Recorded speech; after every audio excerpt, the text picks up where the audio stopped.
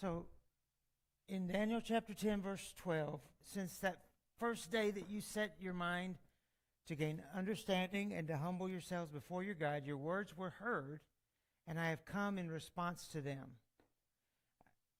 The big thing to listen to here in this verse is, since the first day I heard you, but now I've come.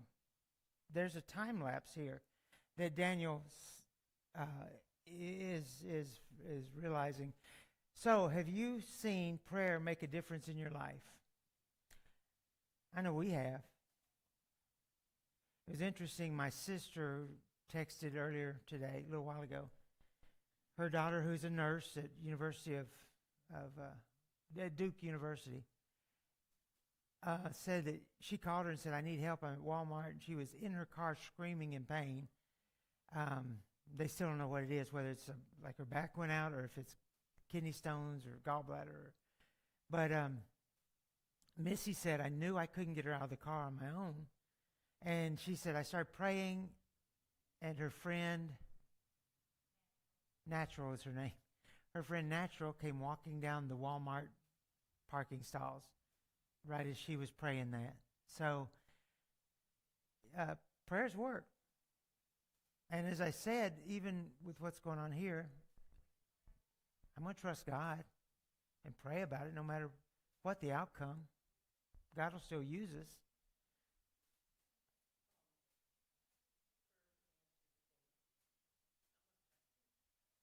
Go for it. Ron and I do. One of our employees' daughters, they've been thinking she's got cancer of the thyroid for the last 3 to 6 weeks.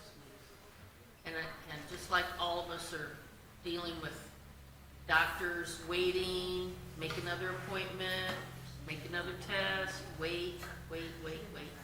Anyway, he texted me today and said that her thyroid is just malformed and it is not a tumor or cancer. So, and then I was crying as I'm driving because I'm reading a text while I'm driving, which I shouldn't have been doing. But anyway, God does answer, and I texted him right back. I said, "God answered our prayer here." So, And sometimes it works that way, and sometimes it doesn't. You know, on the other side of that coin, I waited 20 years to preach because God wouldn't answer my prayer. But he actually did. As I look back in hindsight, I gained a lot of knowledge about people in the world that I wouldn't have had if I was preaching at 20. And God put me in a lot of leadership roles in the church that trained me to be in a pulpit. So how about you? Have you seen prayer make a difference in your life? Lip? First went in for an operation. I was scared. I didn't know what to expect. So I prayed to God to help me through it all. And I made it through.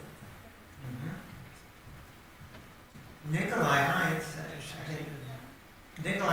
said that he always prayed in the OR, and he would ask the patient, he would tell the patient, "I'm going to pray regardless. Would you like me to pray with you out loud?" And he always invited the nurses to. So, you know, one, he was preaching a sermon every time he did that to the staff and to the patient. And two, he believes he really needed to do that. And have we seen prayers work in other lives? Other people's lives in the church? Of course we have. So many times over the years we've seen people with tragedies, and we've seen people with heartache, and then we've also seen God do great things in lives. And I'm going to take better notes. Did we just see God do great things for people?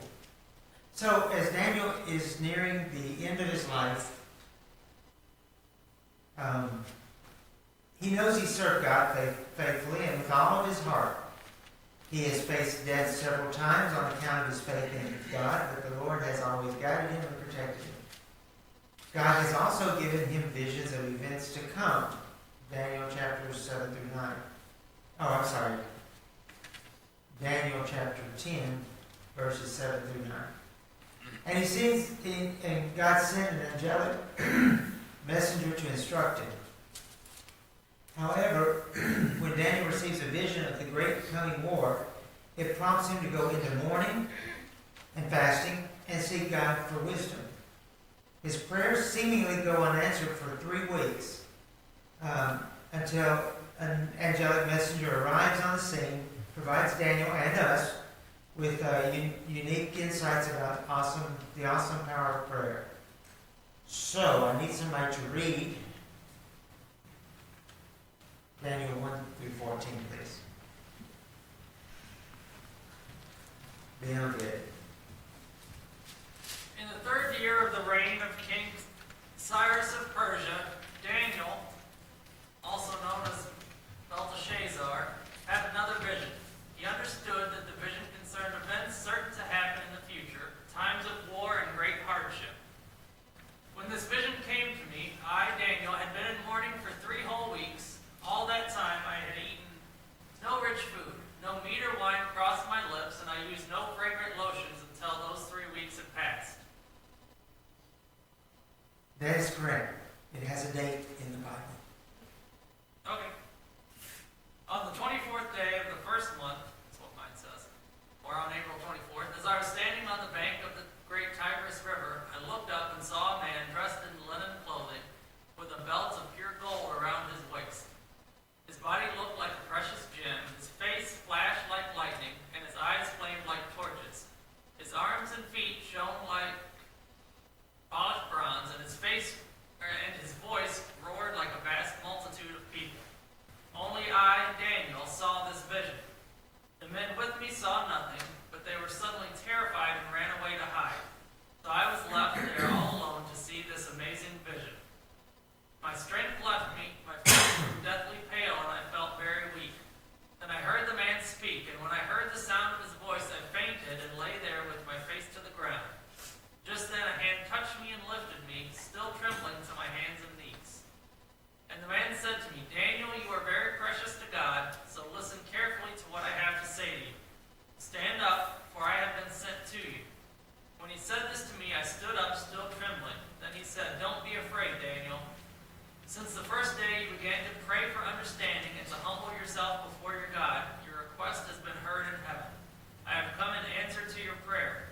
But for 21 days the spirit prince of the kingdom of Persia blocked my way. Then Michael, one of the archangels, came to help me, and I left him there with the spirit prince of the kingdom of Persia. Now I am here to explain what will happen to your people in the future, for this vision concerns a time yet to come. To you, what is the best phrase in that reading? Because there's some really good ones. What's your favorite? Where he says a hand touched me. Okay.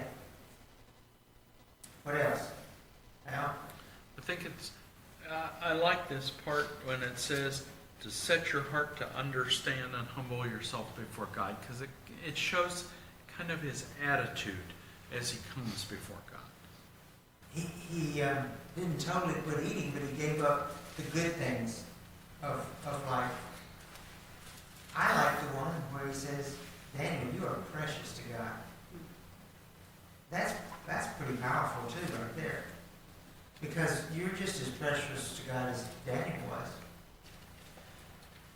Okay, so what caused Daniel to mourn, fast, and seek God in prayer for 3 weeks? And I'll give you a hint. It was not in today's reading. You have to go back a chapter. So go back to Daniel chapter 9, verses 1 and 2. Although part of it's in 10 as well.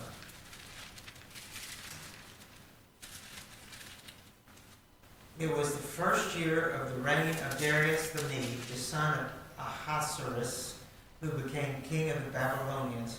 During the first year of his reign, I, Daniel, learned from reading the word of the Lord as revealed to Jeremiah the prophet, that Jerusalem must lie desolate for 70 years.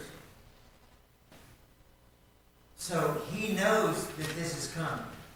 He knows something is coming. Now, chapter 10, verse 1, the second half, he said, he understood that the vision concerning the events certain to happen in the future, times of war and great hardship. So now, sometime later, I don't remember when Darius took over from, or when the current king took over from Darius. But anyway, some time passes, and Daniel realizes, it's about to come true. This war, the famine, all these horrible things are about to happen now.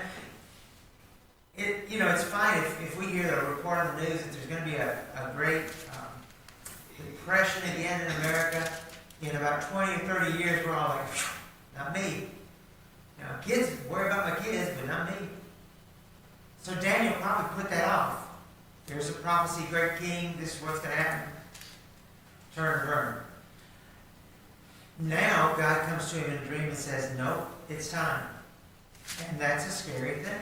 And so Daniel goes into this time of prayer and fasting to what end? What's his purpose?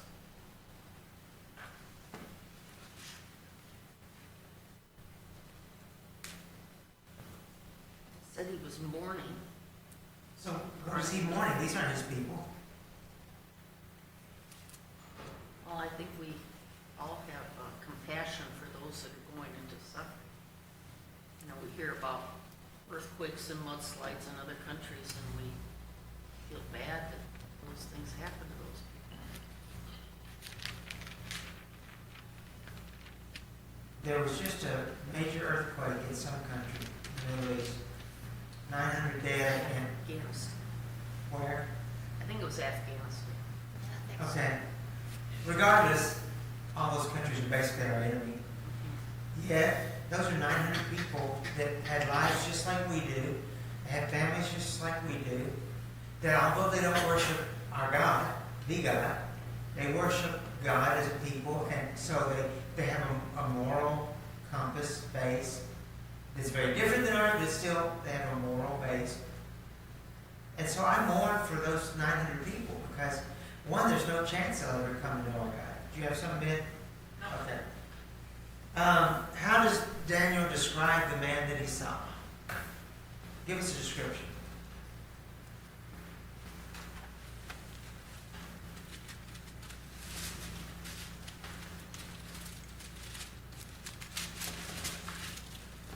It's verse 5 and 6. Libby?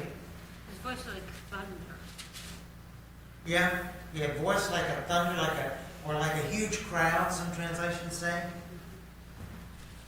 How is he dressed? In linen and gold, pure gold. Which makes you think of what? Who wears those kind of clothes in that day and time? Well, Wealthy, royalty. What else? What did he look like? His body looked like, Pearl. his face flashed, Like Eric. his eyes flamed like Fires. torches fire, his feet and arms shone like.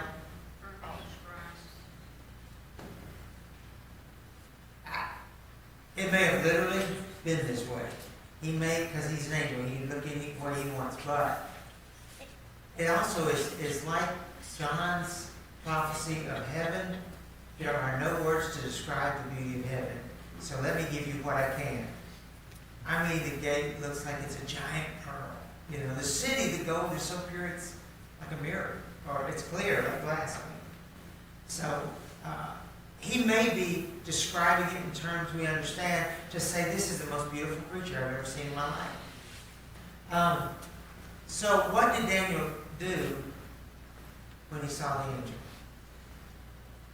He trembled. He stood up trembling. Strength left him. Reminds you of the king in last week's lesson whose He fainted. hip joints came undone and his knees knocked. Same kind of thing. It says that he fell down to his hands and knees. Well, he said I fainted and lay there on the ground. Yeah. What he said, all this happened when he what? Not just saw him when he heard the sound of his voice. But what did the others do? They didn't hear or see anything. They ran away because they see the prophet Daniel clearly seeing something, and he faints on the ground out of fear. I don't blame him. You know, it's like if you're in a crowd of people and everybody starts screaming and running, I'm going to run too. I don't know what it is, but I'm not waiting around to find out. So, what did the angel say immediately happened when Daniel prayed? And this is a biggie for us. Fear Well, not. he started coming to him the minute he started praying. Yeah. He started on his journey. God wasn't saying wait in this case, but I've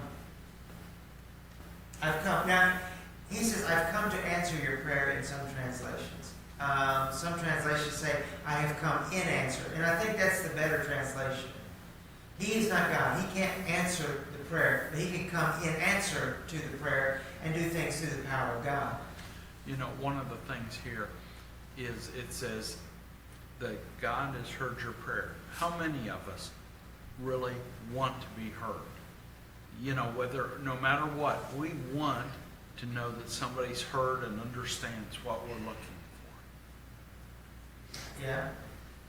There's nothing worse than go in church and somebody, you say, how you doing? And they start to tell you and you walk away saying, good, good. And they're telling you they just had a heart attack and died yesterday. You know, but you didn't wait around to hear it. So, you're right. We also want to know that God's listening. Declan told me today they're in a new school building this year. You know, they moved Jones Farrar Center, Carl Sandburg building. He goes, Dom, that bell's different. Well, he noticed, he heard it, but he knew what the bell meant. Just they got a different recording of the bell, whatever it is. He wouldn't tell me. So, but we want to hear that God, or we want to know that God heard our prayers.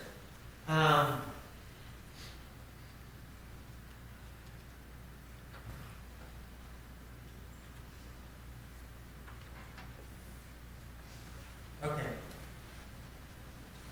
So tell me about 3 things happened, or the angel explains 3 things have happened because he started praying and humbling himself. First, he said, God, what? I made you skip a slide, sorry. Oh, okay, I'm sorry. There you go. All right. Yeah, this is interesting too. Why was the angel delayed?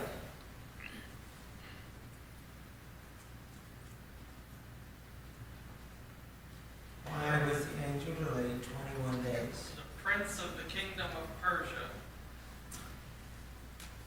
Or the prince spirit. The spirit prince is what the Hebrew says, and most translations say, but it says the spirit prince. Now, I looked at several concordances, and they all agree that it appears that this is a demon that is influencing the king or the government. And so my question, does this imply that evil countries, evil people, Adolf Hitler, are being influenced by evil, or at least demonic forces, or at least evil? Yeah. What do we know about some of Adolf Hitler's experimentation when it came to good and evil? He was into the occult. He was hiring people to figure out what happened after death. He was into the occult. He did all this. That's just evil, because he's killing people to do it.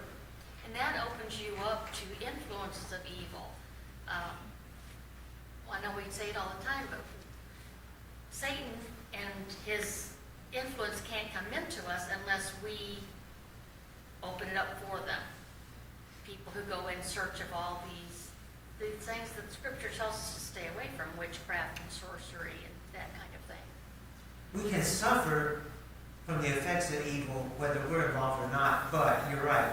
But if you open the door to evil, we tease Josh about Ouija boards, but it's true. If you start playing with things, that even if it doesn't have any power, but you're playing with it to see if it does, firmly believe Satan will make that little thing slide. I was gonna say, it starts to affect how you think about it. Your mind turns towards that. And you become more open. Allison didn't see it, but while I was laying there in a stupid ER bed in Rockford the other day, this whole family came through. And they are I can't describe how ugly one woman was. And I'm not saying her face was ugly. I don't know if she had on black makeup or she was not African American. She had very dark makeup. Her hair was all spiked. And the next 4 people in a row were wearing Metallica, Death Head, all this, you know. You're opening yourself up when that is your lifestyle. You're opening yourself up. Well, I think the scripture that says, as a man thinks in his heart, so is he. I think that applies in this situation. If that's what is in your heart and what you're concerned about, well, that's going to be taken care of, but it won't be by God in that case. We need to understand that these aren't things to play with. Allison and I were talking the other day about when the apostles saw Jesus on the water, one of their responses was, it is a miasma. That is Aramaic or Greek for it's a ghost. So what that tells me is they believed in ghosts or thought there were ghosts. Then you go to the Old Testament and we're commanded not to deal with necromancers or witches, soothsayers, fortune tellers. All those are listed. That doesn't mean that people have real power, but it can very easily mean that Satan is letting them convince you of power. At least in their mind, they have power. Yes. We may look at it and say, well, that's nothing, but that's because our thinking's different. The mind is very powerful in controlling what you see, what you do, what you think about. Very powerful. Who typically goes to mediums? What is kind of their biggest, I don't know statistically. Lost a loved one. People who have lost a loved one, they want to talk to their loved one so desperately. And these mediums are very good at their job. At picking you for enough information that they can expound on that. And so, that's interesting. Anyway, go back to this. He's been fighting the spirit prince of Persia. And this angel can't defeat him. It doesn't say that they were fighting. In fact, one Hebrew reference said that they were reasoning together. So they're basically arguing theology for and against God, it sounds like. But whatever, he could not get the rest of the way to earth because of that being. He couldn't get to Daniel. So, who did he call on? Michael the Archangel. And arch means, ARCH means Like a strongest, commander. biggest, highest. Huh? Like a commander. Yeah, he is God's commander of the armies. He is. Michael, that is his job. And we see Michael in more than one fighting situation. Of course, it was Michael who fought Satan at the fall of Satan. Michael and his angels. So Michael takes over the battle, and this angel, who's unnamed,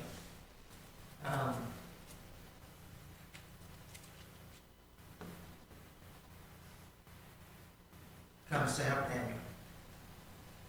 Okay, so did I skip one again, Ben? No. Okay. Go ahead.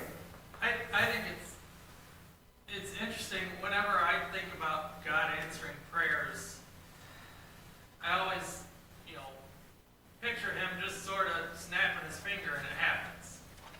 And so it's interesting to see this because it just shows that, well, nothing can stop God if he was coming to talk to him, but even if something gets in the way of him answering our prayer, he's going to make sure it happens if it's what he decides needs to happen. There's nothing that's going to stop him from coming to us and helping us and answering those prayers when he decides to do it. Yeah. It also ago, we went back to it. There's three things that we see about the power of prayer right away. First, God hears it immediately. He said, God heard your first prayer. As soon as he made up his mind, I'm going to pray and fast about this, God was aware of that prayer. Second, you are precious to God, which tells us that God, he loves you. You are precious to him. And third, that sometimes at least he sends angels to enact his will. Now we see that with who? At Sodom and Gomorrah. Lot. In fact, 3 of them came. We didn't watch it because I just really dislike Bible movies made for entertainment. But I will say, somebody told me I should watch a clip, and I did, of the 3 when they go out of Lot's house and they're attacked by the city. The one grabs the family and puts like his robes around them, and they kind of disappear and move through. But the funniest one is the one gets under his robes and pulls out big giant swords and starts doing all these kung fu moves, and he's spinning through the air with these swords, and it was humorous. Wasn't true. Well, I don't know, maybe it was, but I don't think it was. But he sends angels. I still firmly believe, and I think I could prove it if we sat down and did it. The Bible tells us a lot, but not very much about the work of angels. I still do believe angels are hard at work for God's people on earth. One of the things that I think of is angels unaware. You have entertained angels unaware. Alan and Allison. I think one of the things we see here is that this warfare doesn't just take place in one realm. It takes place in the spiritual realm. He also, we see Daniel's influence over it, and so we see it as more of a layered kind of a battle. And that's something that we don't always think about, is the fact that we have some influence in that battle because of our prayers. Allison? Well, the angels are busy battling.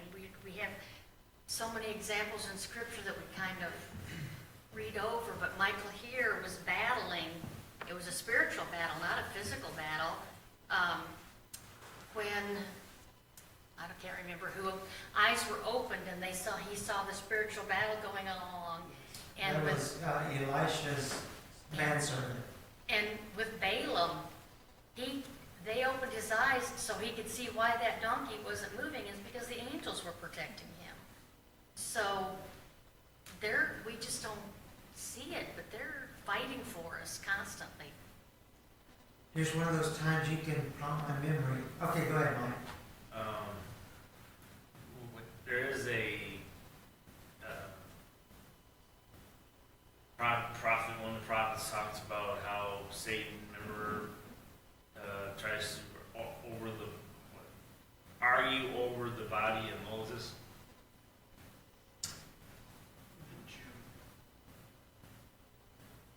Yes, but honestly, I can't remember the verse right now, but I know what you're talking about. When it says the Lord rebuke you, and it's in Jude, yeah. Well, now I think you're mixing 2 verses. They were warned not. I don't know. I do know, but I don't know. It's just not going to come out of my mouth. If anybody wants to explain that, it's there, but I can't say it. Well, when they were going to bury his body because they didn't want them to worship him, is that what you're talking about?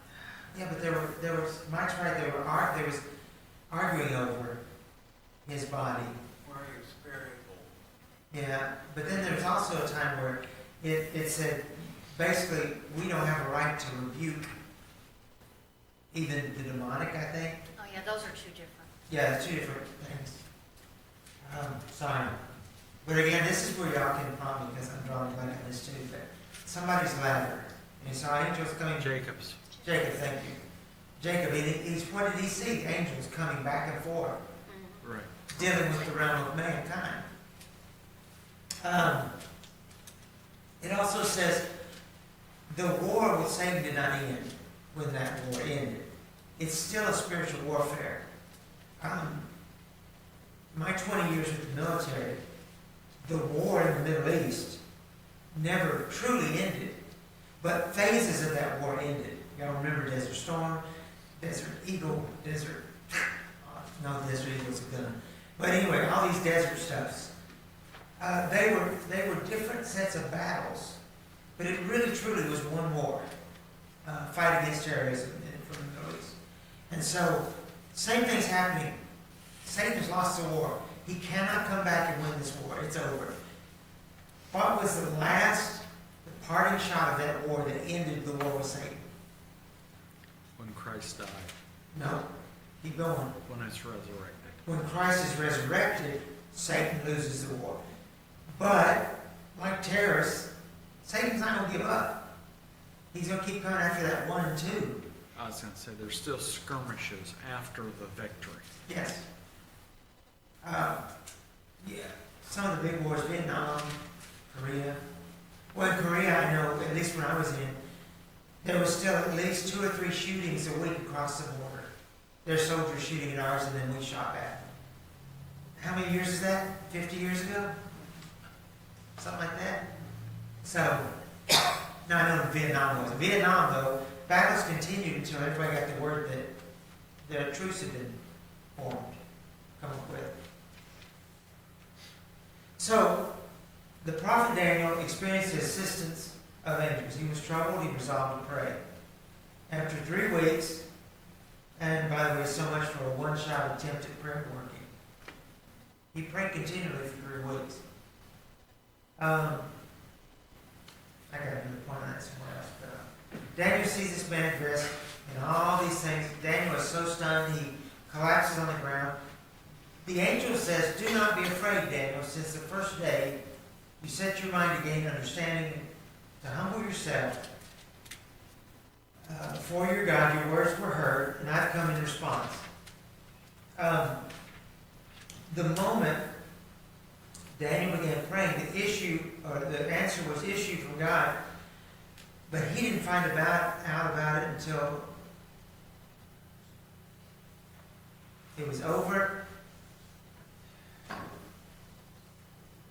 God answered it, but demons blocked the enacting of God's decision. The impasse lasted 3 weeks. So is it possible that something we want can just be at an impasse? Yes. And it can be.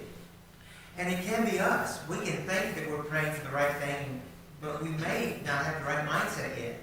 And we could be the demonic force, not literally, but the evil force that's fighting against God, and we think we're not. Well, you go back to where we were in chapter 9, and it says it took 70 years for Jerusalem. You know, sometimes all of us, we don't look long-term enough. We want things to happen now in our lifetime. It's very difficult to look out and say, I have to maintain this for 3 lives, or 4 or more. I'm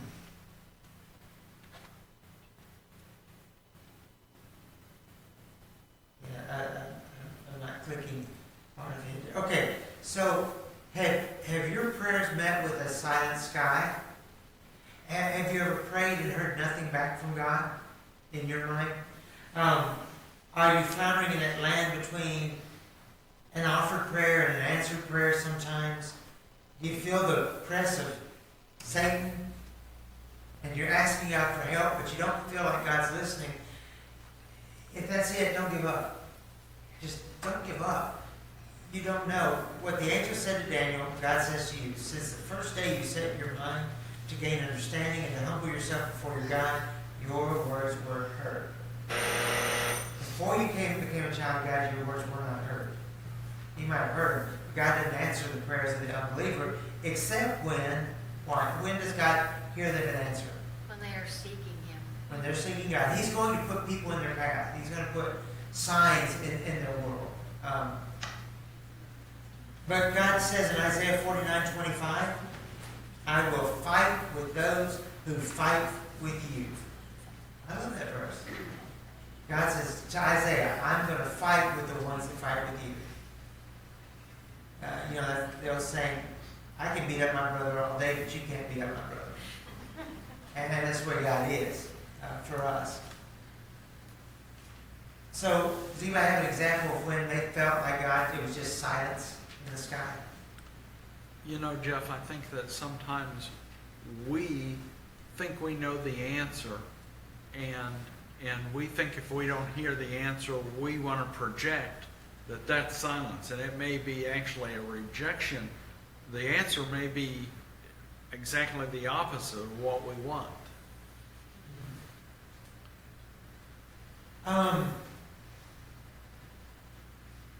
How do we typically respond when we feel God hasn't answered our prayers? Well, one thing is, pray more, but do you pray more, or do you give up and look for an alternate? Sometimes we pray one time and then look for an alternate. Genesis 15:2, Abraham says, Lord God, what will you give me? I'm childless, and the heir of my house is Eliezer from Damascus. Genesis 16:2, Sarai says to Abram, the Lord has prevented me from bearing children, so I have relations with my slave woman. Perhaps I will obtain children through her. And Abraham listened to Sarah, and we know what happened with the rest of the story. See, that's looking for a way around God since he didn't answer your prayer. I don't think it's trying to work a way around it. I think we as humans think, well, God needs our help. Yeah. We can't do things by ourselves, so we put that off on him. It's like, oh, well, maybe he's having trouble fulfilling this, so I'll do it this way, and then it'll get the same result. And we forget he's God. The ER, they used the word dementia. That this was going to cause dementia or whatever, however. I also heard it worse than I did in some of the descriptions. But my prayer then and still is I obviously I ask God to give it back to me, what I've lost. But at the same time, I'm just saying, but use me, God, in whatever way you can. Because it's not up to me to tell God what to do. It's up to me to ask what I want and then tell God I'll accept whatever he does and use it anyway. So God can reveal his answers to us in, we know, 3 ways. Yes, 1 Samuel 1:27, God gave Hannah the birth of who? She didn't just get a son, she got Samuel, a great prophet. And it cost her, didn't it? What did she have to do to get that son? Give him up. She had to promise God, you can have him as soon as he's weaned. So 3-4 years old in the Middle East or more. He can say no. In Deuteronomy 3:26, God explicitly told Moses, no, you may not enter the promised land. You sinned. Psalm 27:14 gives you the I'll let you know later. Psalm 27:14 encourages you to wait on the Lord and trust his timing. So just be prepared to wait on the Lord. You don't know how long it's going to take for something to happen. And as frustrating it is, I know many of us have prayed for children or whatever to come back to the Lord or come to the Lord in the first place, and it just feels like it never happens. Well, at some point they make a choice too. And we just have to say, God, please, even if I'm gone, do something to help them. That's what Doug had told me at one point. He said, when you do my funeral, I just hated talking to him about his funeral for weeks ahead of time. But then he was right and we were wrong. He died sooner. But, he said, I want you to use it to tell people about God. That's the right attitude.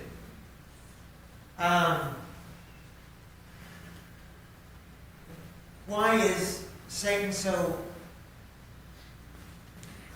determined to disrupt our communication with God? Because if we can't trust God, why should he help us? Or if we don't trust God, why should God help us? Luke 8:48, daughter, your faith made you well, go in peace. Luke 17:19, stand up and go, your faith made you well. Luke 18:42, regain your sight, your faith made you well. Look at all the times that Jesus said, you made this happen because of your faith. So pray, and then within what God would do, have faith, and then things will happen. Huh? Well, many times, if Satan can disrupt Yeah, our maybe that would be- communication, we don't talk to God. We don't ask Him for what we need. And so it just totally shuts down our communication with God. Yeah. I'm gonna jump ahead to there. So, this week, spend some time thinking about specific answers to prayer that you're seeking from God. Now, before that, take some time to think, what are some very specific examples in my life that God answered my prayer? And then think about the prayers you're asking for, and pray about your desire for God to help you. All right, we'll stop there.